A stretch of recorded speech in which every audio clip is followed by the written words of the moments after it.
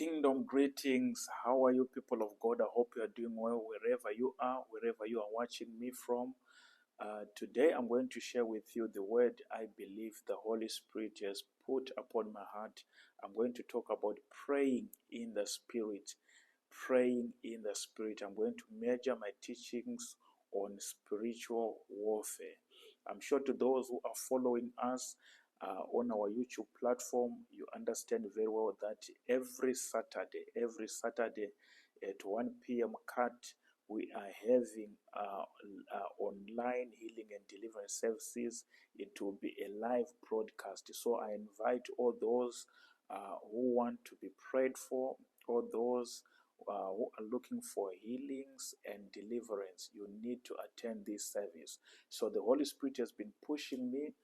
He has been pushing on me to teach on spiritual warfare so that we understand as we'll be doing the declarations what we'll be doing. So today I'm going to talk about praying in the Spirit. Praying in the Spirit. We are going to take our Bible readings from the book of Ephesians chapter 6 verse 18. My Bible reads, "And pray in the Spirit on all occasions with all kinds of prayers and requests, with this in mind. Be alert and always keep on praying for all the Lord's people." I shall read again Ephesians chapter 6 verse 18 part A. That's where we're going to major on our teachings. Now it says, "And pray in the Spirit." I want you to take note of this. "And pray in the Spirit on all occasions,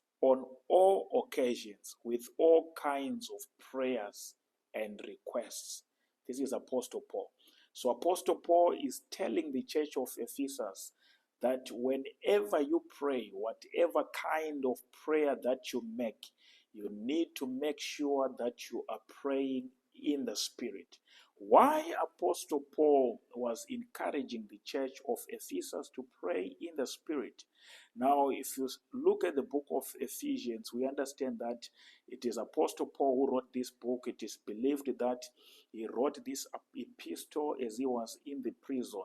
So it was directed to the church of Ephesus. Now on chapter 6, we see that chapter 6 from verse 10, Apostle Paul was talking about spiritual warfare. He spoke lots of things about spiritual warfare. On Ephesians chapter 6 verse 10, we see on verse 10 he says, "Finally, my brethren, be strong in the Lord and in the power of his might." Now he is encouraging them to be strong in the power of his might. You need to be strong in the Lord. Why was he telling them to be strong in the Lord? Because Apostle Paul, I believe that he understood very well that we are in a spiritual warfare with the devil. There is an ongoing battle with the devil. And also I believe that Apostle Paul, the other reason why he was encouraging this church to pray in the Spirit, he understood very well that there are two kingdoms that are there. There is the kingdom of God and the kingdom of the devil. Now, in these two kingdoms, there is something that I came to understand, that both of them are spiritual. That's the only thing that is similar in these two kingdoms. The kingdom of God is a spiritual kingdom. The kingdom of the devil is a spiritual kingdom. So Apostle Paul, understanding this, he then encouraged the church of Ephesus that whenever you pray, you need to learn to pray in the Spirit with all kinds of prayers and requests. Meaning to say, when you engage yourself in a spiritual warfare, learn to pray in the Spirit. When you pray to God, learn to pray in the Spirit. Now, why are we talking about these things? As I said earlier on, that you need to understand that the kingdom of the devil is a spiritual kingdom. So whenever we engage ourselves in a spiritual warfare, you need to learn to pray in the Spirit. Why do we say that the kingdom of the devil is a spiritual kingdom? Now, if you read Ephesians chapter 6 verse 12, Paul says, "For we do not wrestle against flesh and blood, but against principalities, against powers, against the rulers of this darkness world, against spiritual wickedness in the high places." You see? So Apostle Paul acknowledge the point that we are in a spiritual warfare. But as we engage in this battle, we don't need to fight in the flesh. If we fight in the flesh, we cannot win the battle because it is a spiritual battle. That's why he's saying, for we do not wrestle against the flesh and blood, meaning to say there is an ongoing spiritual battle that is happening, which is the devil, against God's people. So now we are going to be talking about how do we pray in the spirit so that the devil will not take advantage over us. Maybe some of you don't know. Maybe let me just give you an example so that you understand very well what I'm saying, that the kingdom of darkness is a spiritual kingdom. Have you ever heard about haunted houses? Now, if you have ever heard about haunted houses, you can actually hear that at a certain place, people, at this house, people, they can hear some voices, but they are not even able to see, someone who is speaking, but they can able to hear voices. Sometimes you can even hear some sounds. You can hear some noise. All these things can be caused by demons, meaning to say spiritual things have got access to the physical realm. But physical things does not have access to the spiritual realm. Very, very important point. You need to understand that spiritual things has got access to the spiritual realm. Whereas physical things, does not have access to the spiritual world. That's the reason why Paul was saying, whenever you pray, whatever kind of prayer that you make to the Lord, you need to pray in the spirit. If you engage yourself in your warfare, you need to pray in the spirit. So I'm going to break down for you. I think now you understand that the kingdom of the devil is a spiritual kingdom. Demons are spiritual. Some of them, they lost their bodies. They don't even have bodies to use. That's the reason why you see, whenever demons, want to do something, they look for a body to use. They can even use a human body. They can even use blood for animals. They can even use, have you ever gone some places? They are heavy. You can actually feel the presence of demons. Demons can even stay in the mountains, in the trees. So these demons are very spiritual. They are spiritual. So whenever we engage ourselves, to fight against the devil, we need to learn to fight in the spirit. Let me give you another scripture. That's 2 Corinthians chapter 10, verse 4. Now, Apostle Paul says, for our weapons of warfare are not carnal, but they are mighty through God to the pulling down of strongholds. You see, even the weapons that we use against the devil are not physical weapons. They are not carnal, but they are spiritual. Are you seeing? So I'm sure that all of us now, we agree that the kingdom of the devil is a spiritual kingdom.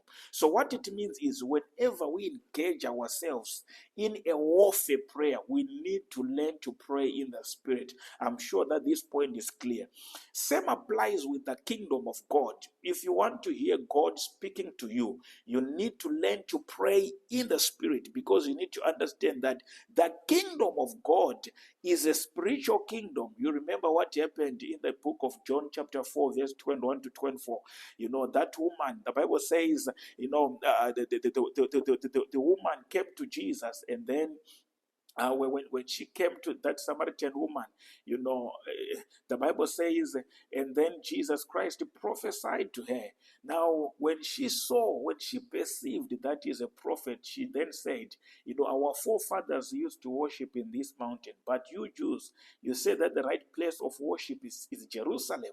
What did Jesus Christ say? I shall paraphrase. He says, woman, a time is coming, and now the time has come, when the true worshippers shall worship the Father in the spirit and the truth. God is spirit. God is spirit. God is spirit. And those who worship him must worship him in spirit and in truth. You see, God is spirit, meaning to say, the God whom we serve, the God whom we worship is spirit. So if you want to communicate to him, you need to learn to worship him, to pray in the spirit, for you to be able to, to hear God speaking to you. You see, that's the reason why Paul was saying, and then pray in the spirit with all kinds of prayers and requests with this in mind. I mean to say, whatever kind of prayer that you make, If it is a warfare kind of prayer, if it is prayer for fellowship, you need to pray in the spirit. Very, very important.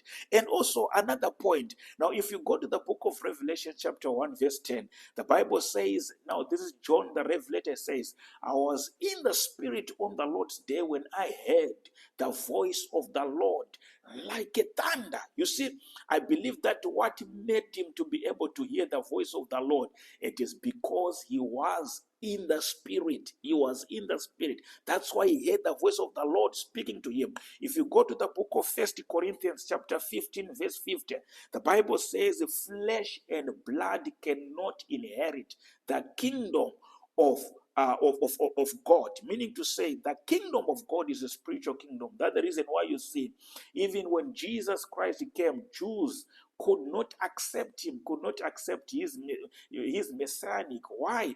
Because according to them, they thought when Messiah come is gonna bring a physical kingdom.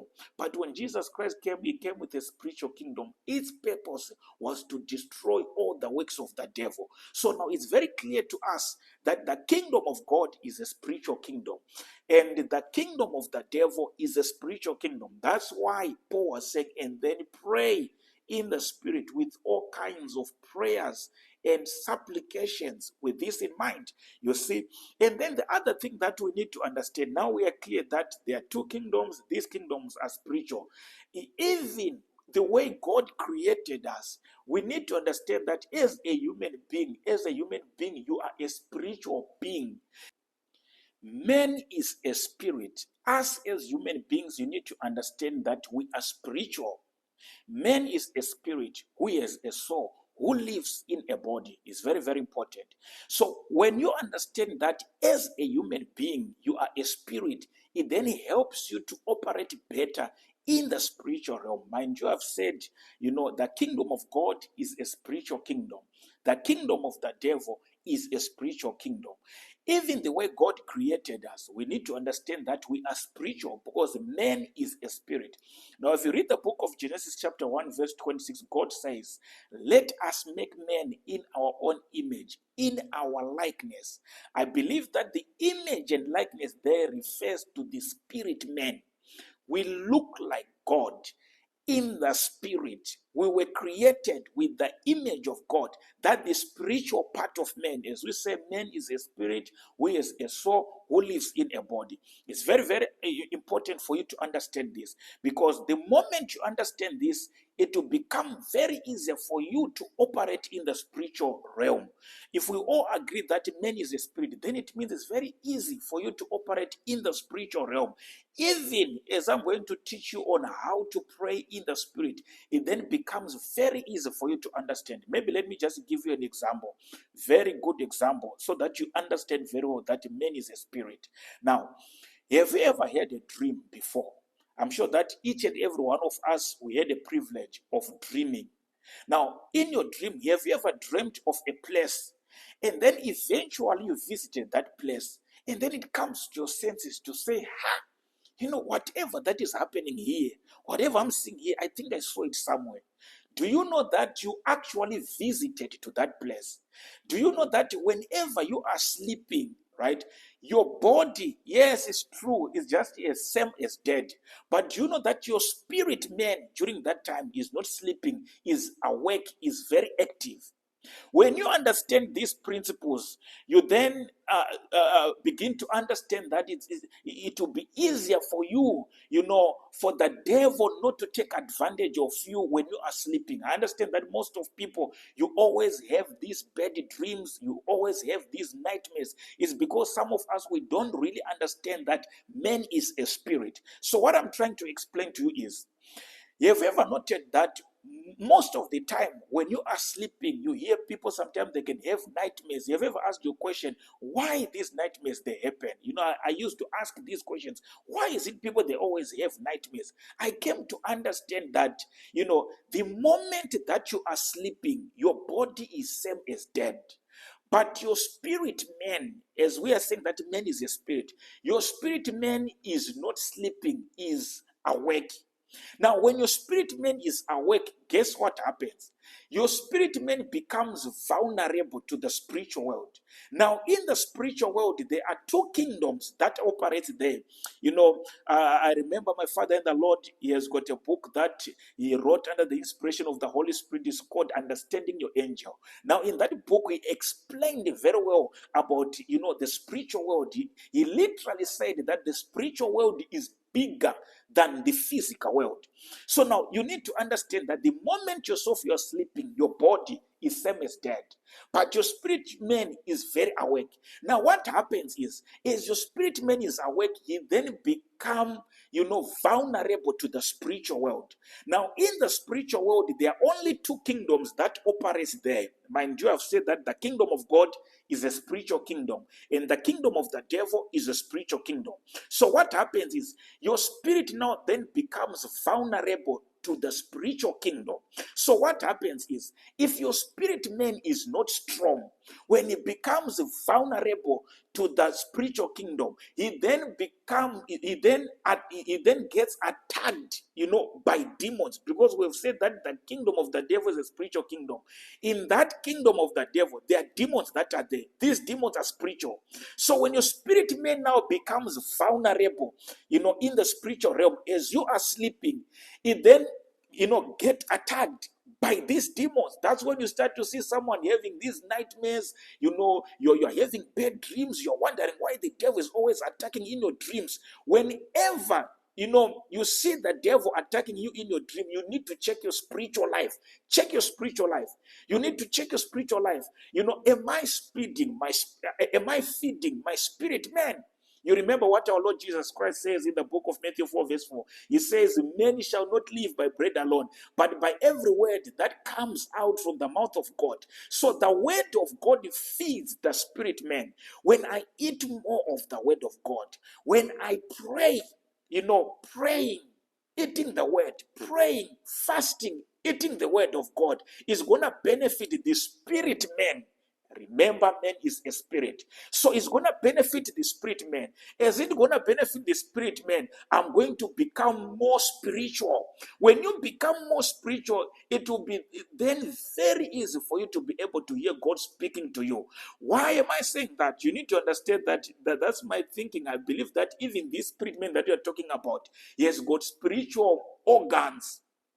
The spirit man has got spiritual organs. That's why you see Apostle Paul was talking about spiritual eyes, spiritual ears, your understanding, spiritual eyes, spiritual ears to be opened. Let me give you a very good example so that you understand what I'm saying. If you read the book of 2 Kings chapter 15 verse 18, the Bible says, when the servant of the man of God got up, went out early the next morning, an army with horses and chariots had surrounded the city. "Oh no, my Lord, what shall we do?" That's what the servant said. Gehazi, that's what he said. And then the servant asked, "Don't be afraid," the prophet answered. "Those who are with us are more than those who are with them." Verse 17 says, "And Elisha prayed, 'Open his eyes, Lord, so that he may see.' Then the Lord opened the servant's eyes, and he looked and saw the hills full of horses and chariots of fire all around Elisha." You see what happened? Elisha had to pray to God for this young man's spiritual eyes to be opened. So you need to understand that man is a spirit. When you understand this, it then helps you, to do things that benefit the spirit man, so that you becomes more spiritual to the extent of being able to see things that happens in the spiritual realm. I'm going to give you a simple example. I know when we were growing up, we used to hear our parents saying, little kids can see angels. I think it can be true. You know why I'm saying that? Because they're still pure. They are still pure. And when they are young, they are not controlled by flesh. I believe that they are even more spiritual. Have you ever heard that, little kids, they can even see demons, they can see witches? I believe that it's true. Why? Because whatever they do, they are not pushed with emotions. They are not pushed with the flesh. They are more spiritual at that time. So I believe that while they are still young, if we continue to teach them with the word of God, feeding them with the word of God, they will be more spiritual. So you need to understand this. If you understand these principles, even when we engage ourselves in a spiritual warfare, it then becomes very easy for you, to engage in a spiritual warfare. It will become very easy. Do you know that, if you become more spiritual, your spirit man is not even limited by space. You can even travel. You can be even anywhere. Why? Because you are spiritual. Let me give you a scripture. No, that's 2 Kings chapter 5, verse 25 to 26. I want you to read the whole story. The story of Naaman, what happened when he came to the man of God and he told him to go and dip, in Jordan River for about 7 times there. Now, when he was healed of his leprosy, what happened? He was having some gifts he wanted to give to the man of God, and the man of God refused. Now, when he refused, now what happened? Gehazi had to follow Naaman, and he received those gifts. When he received those gifts, when he came now before the prophet of God, what did the prophet of God say? That's 2 Kings chapter 5, verse 25, 26. It says, when he went in and stood before his master Elisha asked him, where have you been, Gehazi? Your servant didn't go anywhere. Gehazi answered. But Elisha said to him, was not my spirit with you when the man got down from his chariot to meet you? Are you hearing what the Bible is saying? Elisha says, was not my spirit with you when the man got down from his chariot to meet you? So you see, when you become spiritual, your spirit man is not limited by anything. When you understand this, is going to help you when you begin to pray. You can be praying while you are here, but your prayers can touch everywhere. Why? Because you are a spiritual being. You are a spiritual being. You might not be at your home place, but yourself, by being praying, you will be able to see what is happening everywhere. Are you hearing what I'm saying? When you understand that, when you understand about praying in the spirit, when you understand that you are a spirit, you are spiritual. You can be everywhere. Meaning to say, you don't need a prophet to tell you what is happening in your life. You don't need a prophet to tell you what is happening at your home place. When you become spiritual, you'll be able to see what is happening everywhere. Why? Because your spirit is not limited by space, but it can only happen when your spirit man is well fed by the word of God. You are a man of prayer, you fast, you eat the word of God, you meditate upon the word of God, you then become spiritual. So I want you to understand this, that the kingdom of God is a spiritual kingdom. The kingdom of the devil is a spiritual kingdom. Man is a spirit, and you are very spiritual. So I shall come again with part B, so that you understand now, is I'll be answering how do we pray in the spirit. So I want you to look for part B so that you don't miss out. May God bless you. May God bless you. I pray that God will open your spiritual eyes, that God will make you spiritual, that God will create this hunger in you, the hunger, to pray, the hunger to read the word of God, so that you become spiritual, so that it will be easier for you, to pray in the spirit, to pray in the spirit. May God bless you. Be blessed.